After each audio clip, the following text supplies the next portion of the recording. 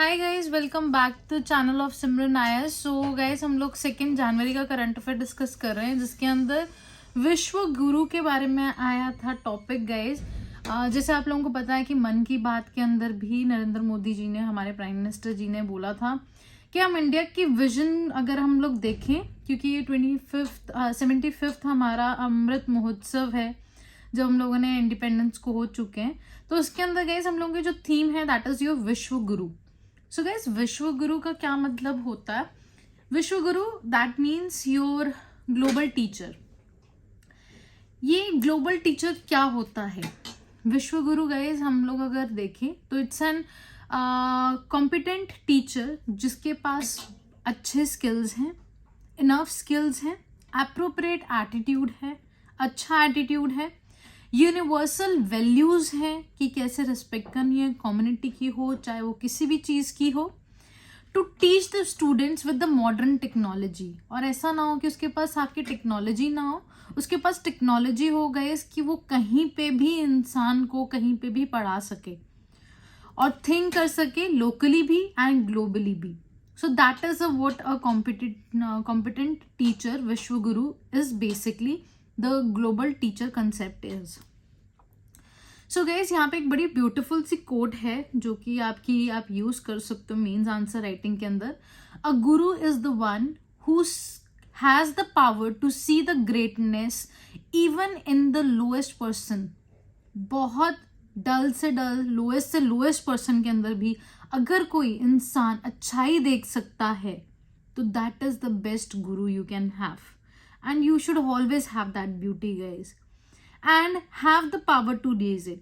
और अगर आपने उस पहचान लिया उसको, उस शक्ति को, उसको कल दिन को और ज्यादा प्रोग्रेस करने की भी शक्ति जो है एक अच्छा गुरु ही निभा सकता है।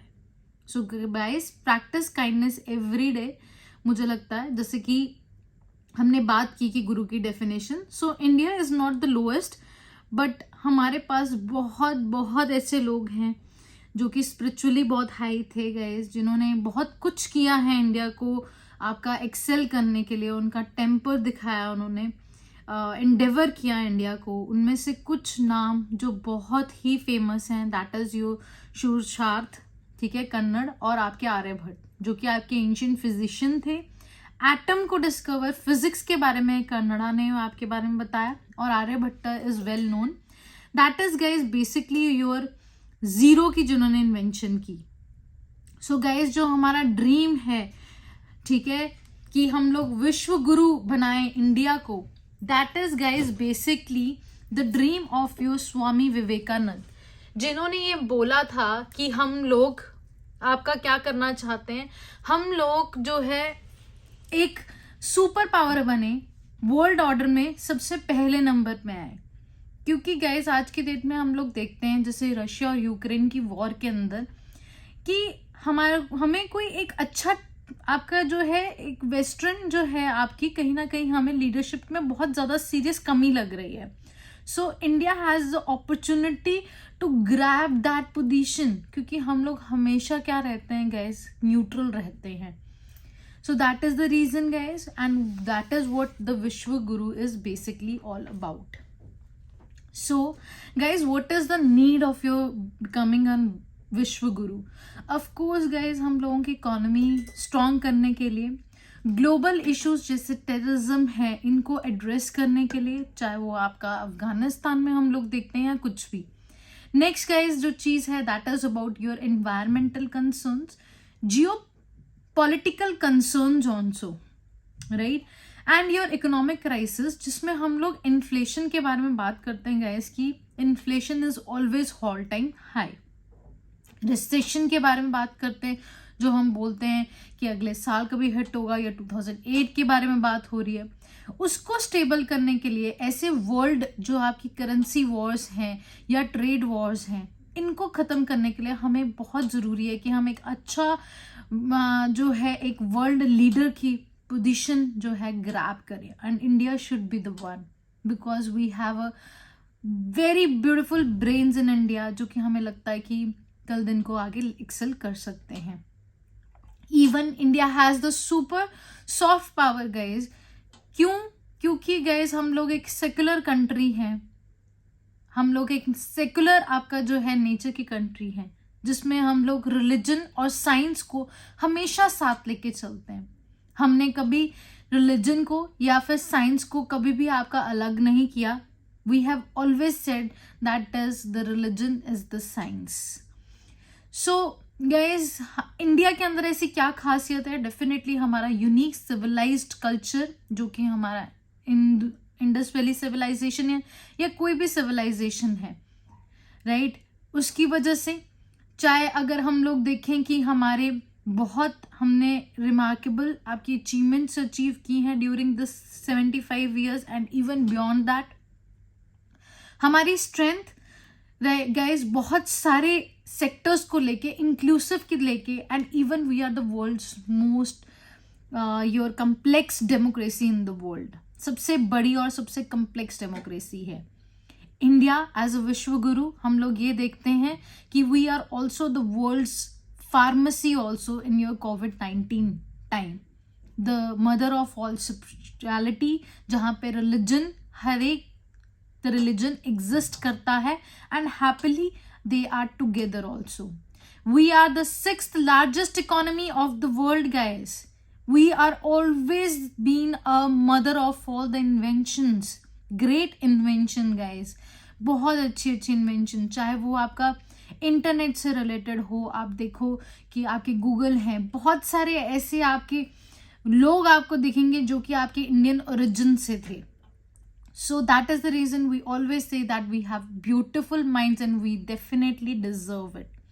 We have a land of your, as I said, that is your democracy, medinants. That means कि आपके बहुत बड़े बड़े गुरु यहाँ पे पैदा हुए, चाहे वो आपके गुरु नानक देव जी के बारे में बात करो आप, ठीक है, that is your separated partition India के बारे में बात करो आप, या फिर आपके महात्मा बुद्ध के बारे में बात करो, एंड सो ऑन। बहुत ग्रेट लीडर्स और आपके मेडिटेटर्स यहाँ पे पैदा हुए। Even we are the mother of all the ecologies, जहाँ पे आपकी हाईएस्ट डाइवर्सिटी देखी जाती है, चाहे वो हिमालयाज के अंदर है, वेस्टर्न घाट्स के अंदर है। Mother of all the sciences are here, guys, जहाँ पे हम लोग हमेशा साइंटिफिक रीजन ढूंढते हैं चीज़ों के लिए, बिहाइंड योर एवरी योर, जिसको हम लोग बोलते हैं दैट इज योर, कोई भी हमारा हम वहम करते हैं तो उसके पीछे हम साइंस ढूंढने की कोशिश करते हैं। So guys, yes, definitely it is there and always it was the case. अब गाइज, हमारा और क्या करेक्टर्स हैं? So you can definitely mention these points into your essay writing, your even apart from that, आप mains के अंदर ये points आप ऐड ऑन कर सकते हो। I will share this PDF on my Telegram channel also. So guys, अब ऐसा नहीं है कि हम लोग ईजिली बन सकते हैं।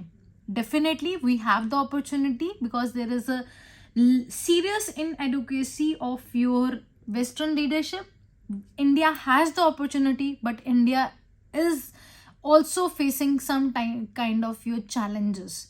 इसी को गाइज हम लोग चैलेंजेस पढ़ेंगे। अगर आप लोगों को कोई सॉल्यूशंस पूछे जाएंगे तो आप इसी को काउंटर पार्ट करके सॉल्यूशंस भी लिख सकते हो। सो चैलेंजेस में गाइज हम लोग क्या लिख सकते हैं? That is lack of your military and technology diversity, बहुत कम है हम लोगों की। चाहे आप इंटरनेट की बात कीजिए, चाहे आप मिलिट्री वेपन्स के बारे में बात कीजिए।